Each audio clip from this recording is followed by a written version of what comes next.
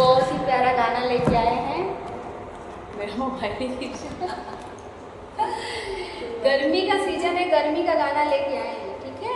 तो आप लोग ध्यान से सुनिए, बहुत ही हंसी मजाक वाला गाना है। इसमें सास ससुर सबको फेट दिया गया है और उनको की कहानी है।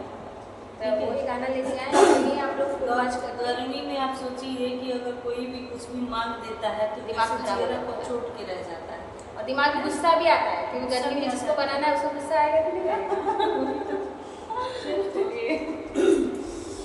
लागे है बड़ी गर्मी